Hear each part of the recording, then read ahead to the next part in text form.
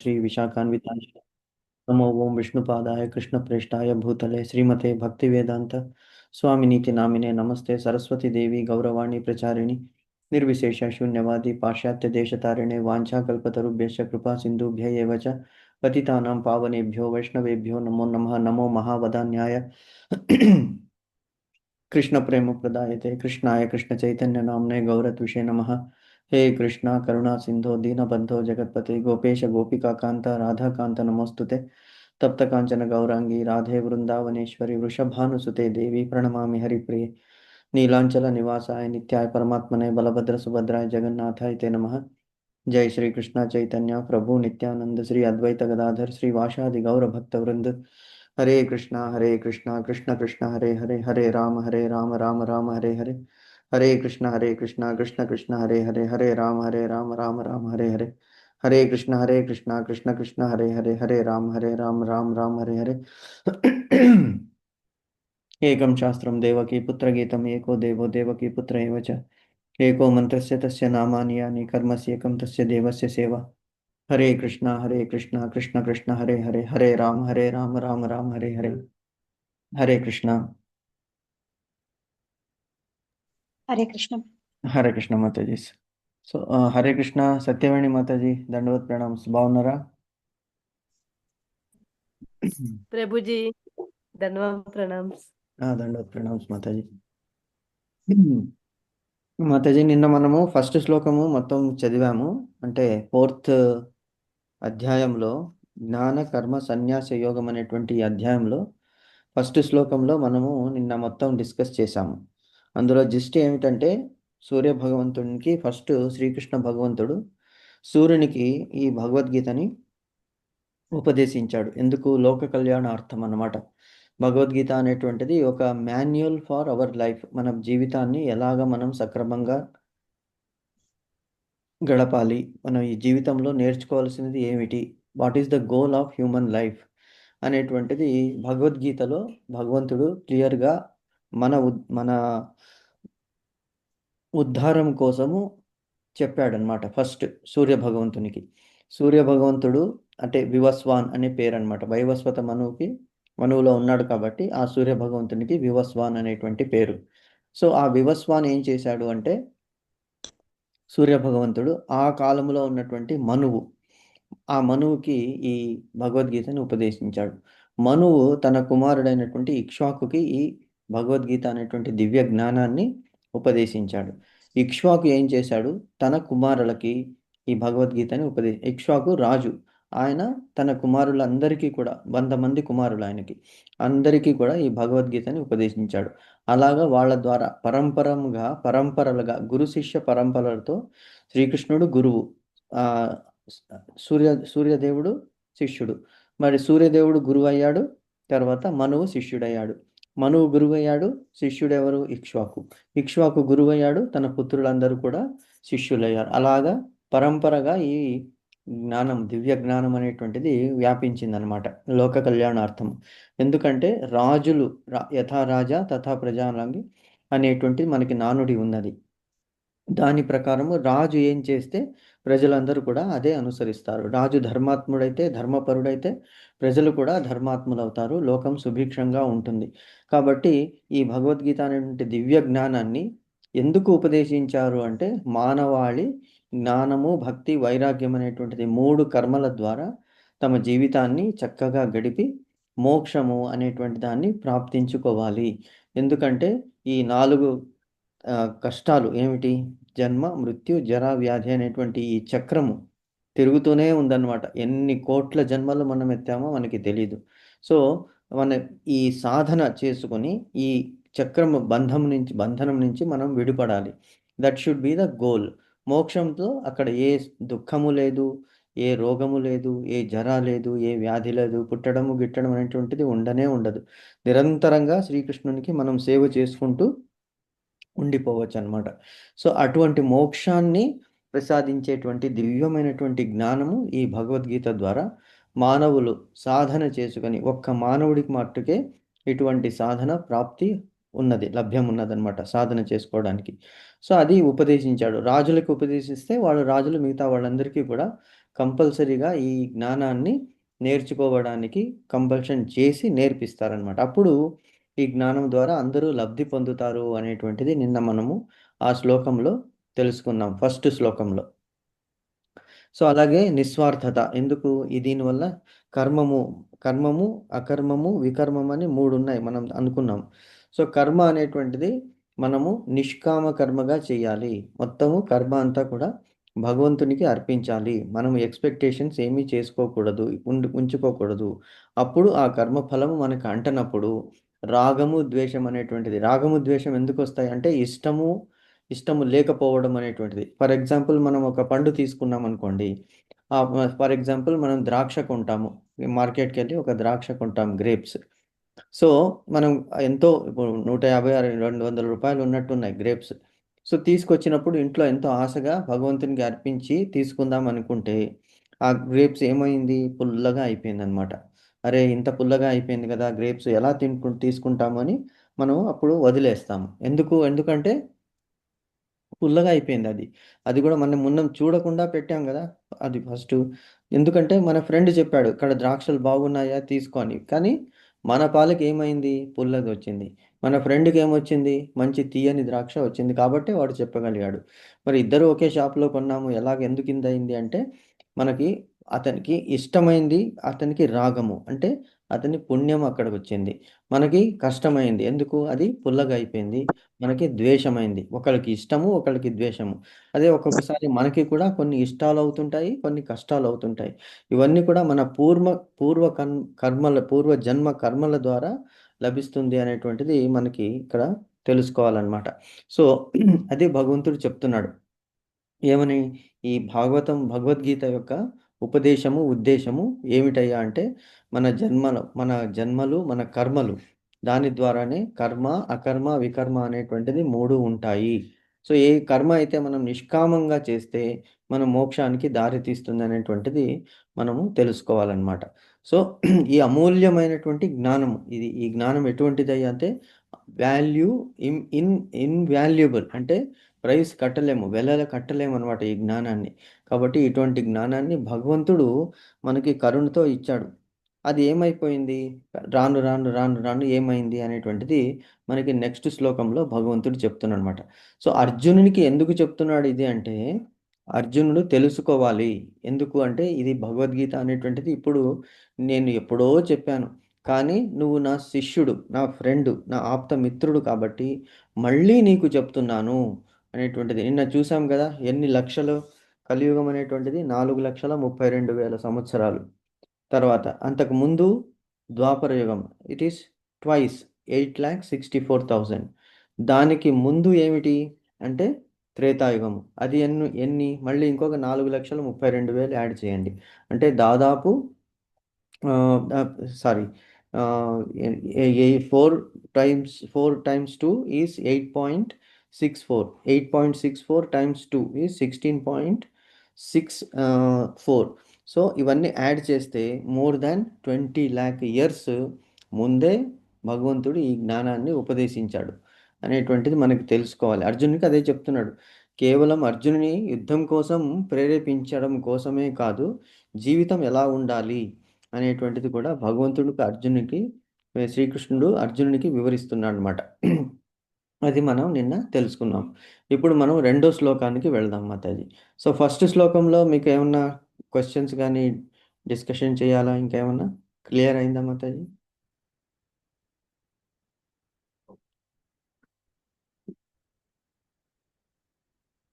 హరిబోల్.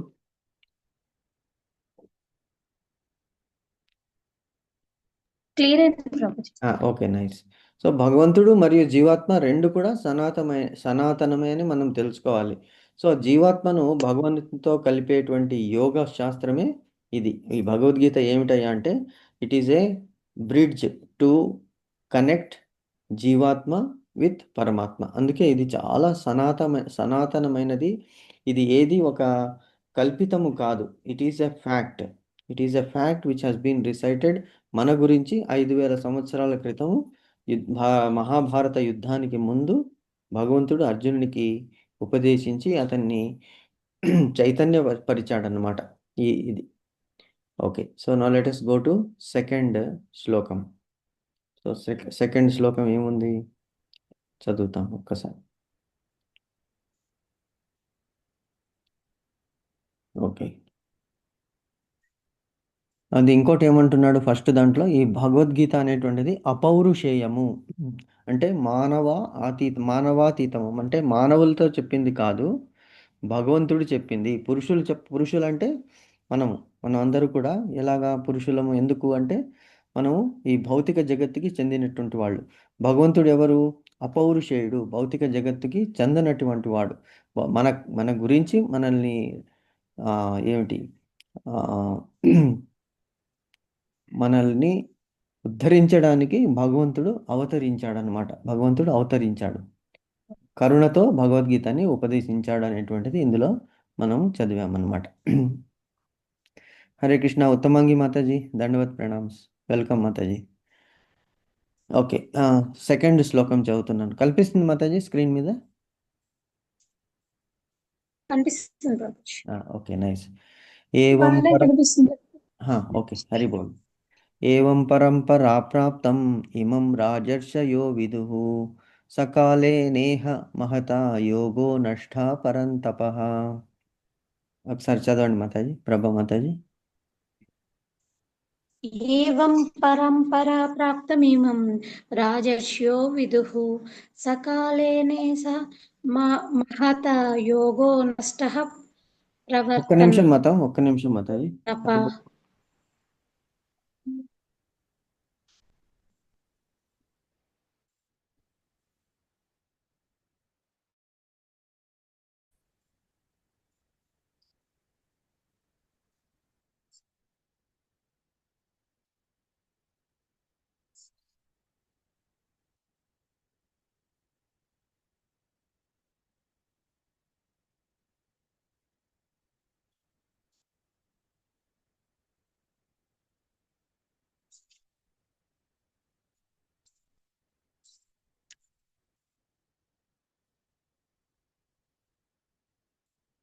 హరే కృష్ణ మాతాజీ, ఒక 5 minutes మాతాజీ, ఎవరో వచ్చారు.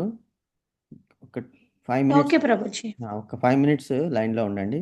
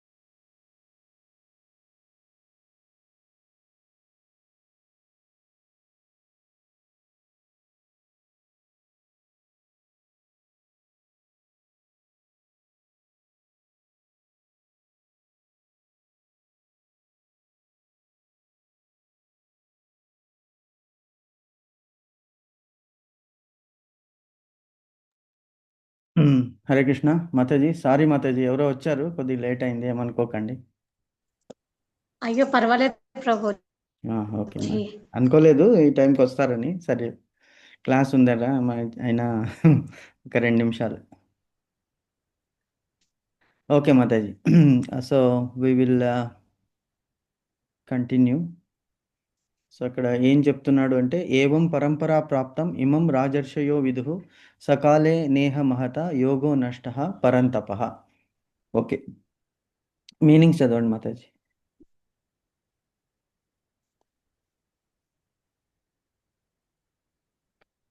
హరిబోల్. ప్రభుజీ అంటే నా బుక్ లో వేరుంది ప్రభుజీ, మీరు చేసే స్క్రీన్ లో వేరుంది. ఏది చదవమంటారు? మీ బుక్లో ఉన్నదే చదవండి Mataji, no problem. Okay Prabhuji.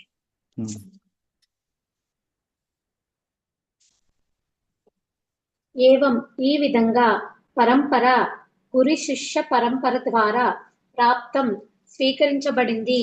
ఇమం ఈ శాస్త్రము రాజర్షయ రాజర్షులు విదుహు అర్థం చేసుకున్నారు. సహ అజ్ఞానము కాలేన కాలక్రమంలో ఇహ ఈ జగత్తులో కాలక్రమంలో కాలక్రమంలో ఇహ ఈ జగత్తులో మహత గొప్పదైన యోగ భగవంతునితో మనిషికి ఉన్న సంబంధము గురించిన శాస్త్రము నష్ట చెదిరిపోయింది. పరంతప శత్రువులను అణిచే అర్జున, సర్వోత్కృష్టమైన శాస్త్రము ఈ విధంగా గురు శిష్య పరంపర ద్వారా స్వీకరించబడింది. రాజర్షులు దానిని కారణంగా అర్థం చేసుకున్నారు.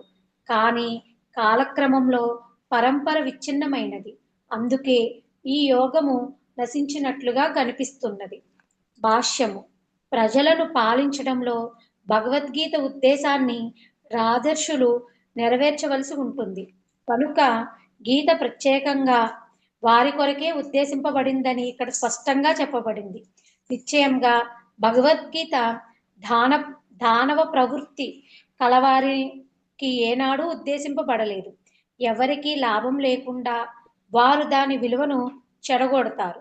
తమకు తోచినట్లుగా దానికి నానా రకాల వ్యాఖ్యానాలు తయారు చేస్తారు.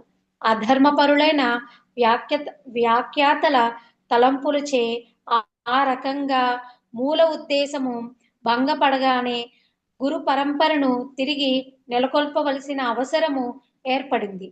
గురు పరంపర విచ్ఛిన్నమైందని స్వయంగా భగవంతుడే 5,000 ఏళ్ల క్రిందట కనుగొన్నాడు. అందుకే అతడు గీతా ఉద్దేశము నష్టమైనట్లుగా గోచరిస్తుందని ప్రకటించాడు. అదే రకంగా ప్రస్తుతం కూడా అనేక రకాల గీతా వ్యాఖ్యానాలు ముఖ్యంగా ఆంగ్ల భాషలో ఉన్నాయి. అయినా దాదాపు అవన్నీ ప్రామాణిక గురు పరంపరను అనుసరించి లేవు. అనేక మంది లౌకిక పండితులచే అసంఖ్యాకమైన వ్యాఖ్యానాలు తయారైన దాదాపు వారెవ్వరూ శ్రీకృష్ణ భగవానుని అంగీకరించరు. అయినా వారు కృష్ణుని మాటల మీద మంచి వ్యాపారం మాత్రం చేస్తారు. ఇదే దానవ ప్రవృత్తి. ఎందుకంటే దానవులు భగవంతుని విశ్వసించకపోయినా ఆ దేవునిని ఆస్తిని అనుభవించాలని కోరుకుంటారు. పరంపరా విధానంలో లభించినట్లు యథాతథంగా ఆంగ్ల భాషలో ఒక గీతా వ్యాఖ్యానము ఎంతో అవసరమై ఉన్నది. కనుకనే ఆ గొప్ప కొరతను తీర్చడానికి ఈ యత్నం చేయబడింది. యథాతథంగా స్వీకరించబడే భగవద్గీత మానవాళికి గొప్ప వరము. కానీ దానిని తాత్విక కల్పనా గ్రంథంగా స్వీకరిస్తే సమయము వృధా అవుతుంది. Hare Krishna Prabhuji. Hare Krishna Mataji, very nice, thank you Mataji. So ఇక్కడ భగవంతుడు కంటిన్యూ చేస్తున్నాడు అనమాట. అంటే ఫస్ట్ది నేను సూర్యునికి ఉపదేశించాను, సూర్యుని ద్వారా మనువుకి, మనువు ద్వారా ఇక్ష్వాకుని ద్వారా మిగతా రాజులందరికీ కూడా ఇది వ్యాపితమైంది, లోకంలో వ్యాపితమైంది. అంటే ఎందుకు రాజులకి చెప్తే రాజులు మిగతా వాళ్ళందరికీ ఆ విజ్ఞానాన్ని పంచుతారు. విజ్ఞానాన్ని షేర్ చేస్తారనమాట. కాబట్టి అది ఎప్పుడో నేను ఉపదేశించాను. ఎన్నో లక్షల సంవత్సరాల క్రితం. అంటే ద్వాపర యుగము అదే త్రేతాయుగం ముందులో నేను భగవంతుడు ఇది చెప్పాడనమాట. ఎందుకంటే సత్యయుగంలో అందరూ ధర్మాత్ములే. అక్కడ అవసరం లేదు. అయినప్పటికీ కూడా అక్కడ తపస్సు, తపము భగవంతుని కొరకే వాళ్ళు maximum time of their life spend చేశారు. సో, అది అయిన తర్వాత ఇంకా త్రేతాయుగం ముందులో ఈ భగవద్గీతని భగవంతుడు సూర్య భగవంతునికి ఉపదేశించాడనేటువంటిది మనకి తెలుసనమాట. ఒక్క నిమిషం మాత్రమే.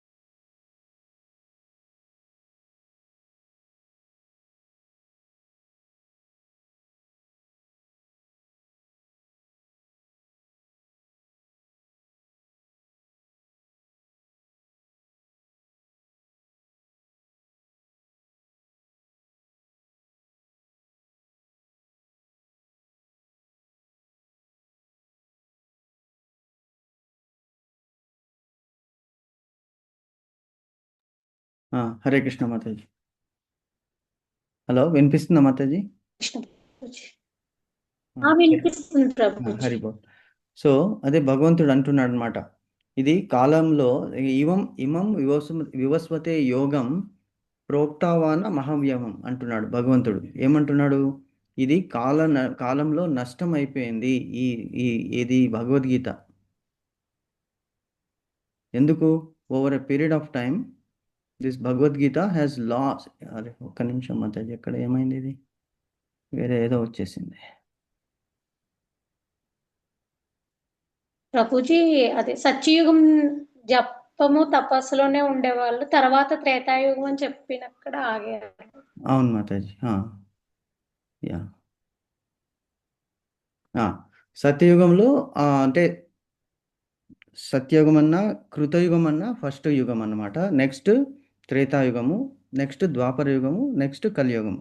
సో అప్పుడు అంటే 20 lakh years బ్యాక్ భగవంతుడు ఈ జ్ఞానాన్ని సూర్యునికి ఉపదేశించాడు అని మనకి చెప్తున్నాడు. ఎలాగా అంటే ఇప్పుడు మనకి over a period of time, అంటే ప్రతి దానికి ఒక లైఫ్ అంటూ ఉంటుంది. అంటే ఈ భూమి మీద వచ్చిన ప్రతి వస్తువుకి, ప్రతి మనిషికి, ప్రతి జీవికి కూడా కొంతకాలం అనేటువంటిది ఉంటుందన్నమాట. భగవంతుని ఇచ్ఛానుసారం అది ఉంటుంది. ఏ వస్తువైనా కూడా ఇట్ ఈస్ నాట్ పర్మనెంట్. ఎందుకు? బికాస్ ఇవన్నీ కూడా టెంపరరీ. అన్నీ క్రియేటెడ్. భగవంతుని ఇచ్ఛానుసారము ఇవి వస్తుంటాయి, వెళ్తుంటాయి. అలాగే ఈ జ్ఞానం కూడా ఏమైందంటే over a period of time అది నష్టమైపోయింది. ఏవం పరంపరా ప్రాప్తం. పరంపర అంటే గురు శిష్యుల పరంపరంగా ఏమైంది? ఇది ఒకళ్ళ తర్వాత ఒకళ్ళకి పాస్ ఆన్ అవుతూ వచ్చిందనమాట.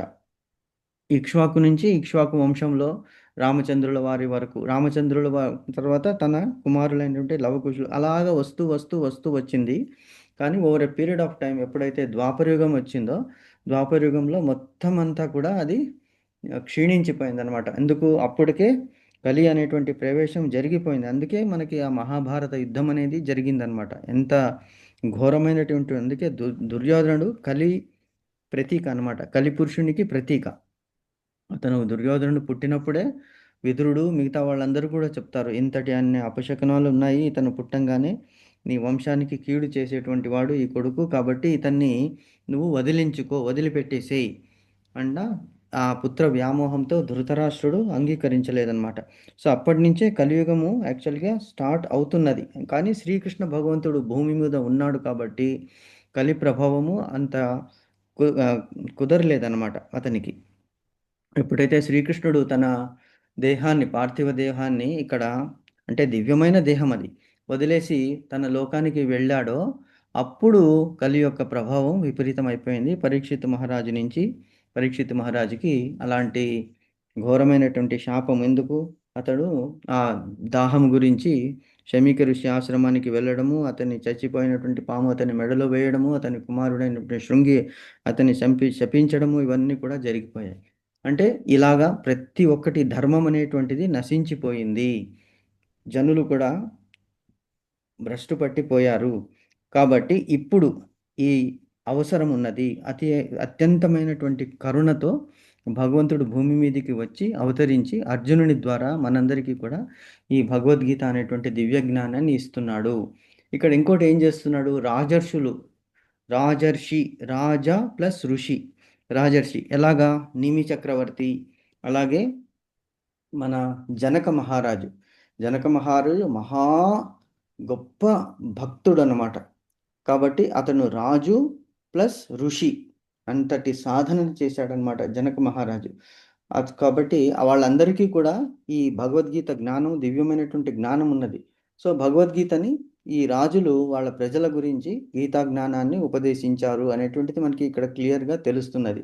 సో ఇప్పుడు ఏం చెప్తున్నారు ప్రభుపాదుల వారు అంటే, ఇక్కడ ఈ భగవద్గీతని మనము గురు పరంపర ద్వారా వినాలి. అంటే ట్రైన్డ్ పర్సన్స్, ఎవరికి పడితే వాళ్ళు గీతానికి వ్యాఖ్యానం చెప్పుకుంటూ పోతే అదేమవుతుంది? It becomes a khichdi. అంటే వాళ్ళ ఇష్టాన్ని, వాళ్ళకి బుద్ధికి తోచినట్లు వాళ్ళు చెప్పేస్తున్నారు. కానీ సక్రమమైనటువంటి జ్ఞానం అనేటువంటిది మనం ఇవ్వాలి. కాబట్టి మనం ప్యూరిటీ, ఇప్పుడు మనం చూస్తున్నాము ప్రతి ఒక్క వస్తువులో కూడా అడల్టరేషను, కల్తీ అనేటువంటిది వచ్చేసింది. ప్రతి ఒక్క దాంట్లో కూడా మనం తినే ఆహారం ఎంతవరకు శుద్ధమో అందులో కెమికల్స్ వేసి పెంచుతున్నారు. ఎందుకు? క్రిములు దానికి ఏమి చేయకూడదు, పంట పాడవకూడదు అని చెప్పి విపరీతమైనటువంటి కెమికల్స్ వేసేస్తున్నారు. సరే, మనం రోడ్డు మీద వెళ్తుంటే గాలి పొల్యూషను, ఎంతటి పెట్రోల్ వాసన, తర్వాత సో మచ్ ఆఫ్ ఫిల్త్, అంతా రోడ్డు మీద అంతా కూడా మనకి మురికి వేసేసి ఉంటారు ప్రజలు. దాన్ని పీల్చడం వల్ల మనకి మళ్ళీ ప్రాబ్లమ్స్ వస్తున్నాయి. సో అలాగా ప్రతి ఒక్కటి కూడా ఈ కలియుగం వచ్చేటప్పటికి ఏమైంది? కలుషితం అయిపోయింది అనమాట. సో ఈ కలుషితాన్ని, దీన్ని నివారించాలి అంటే ఒకటే ఒక శాస్త్ర విజ్ఞానం, అంటే ఎవరికి తోచింది వాళ్ళు చెప్పకుండా ప్యూరిటీ అనేటువంటిది మనము గురు పరంపర ద్వారానే లభిస్తుంది. కాబట్టి ఎవరైతే గురు శిష్య పరంపర లేదో అటువంటి వాళ్ళతో ఈ గీత అనేటువంటిది మనము వినకూడదు. ఒకటి. రెండవది, ఇష్టం వచ్చినట్లు వాళ్ళు చేస్తే వాళ్ళు అది చెప్తున్నాడు కదా ఇక్కడ, శ్రీకృష్ణుని దేవునిగా అంగీకరించలేరు.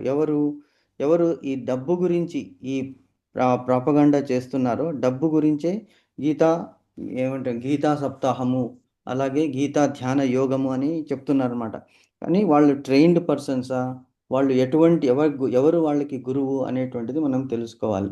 సో గురు పరంపర ద్వారా ఇంగ్లీష్లో ఎన్నో కమెంటరీస్ ఉన్నాయి, ఎన్నో బుక్స్ ఉన్నాయి.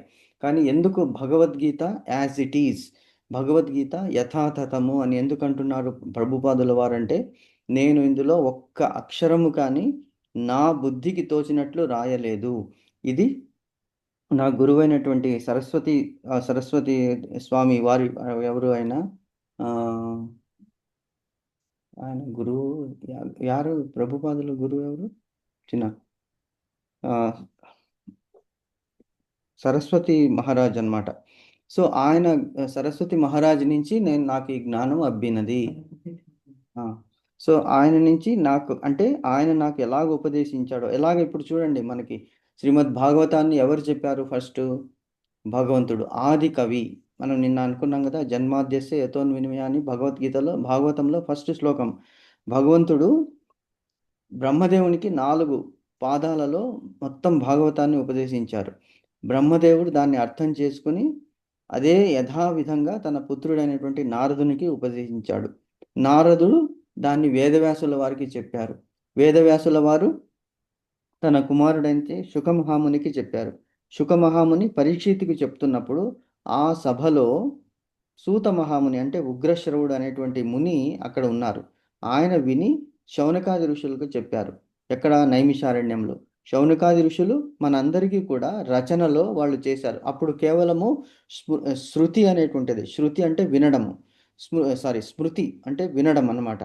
జ్ఞాపకం పెట్టుకుని చెప్పడము, శృతి స్మృతి. కానీ కలియుగం వచ్చేటప్పటికి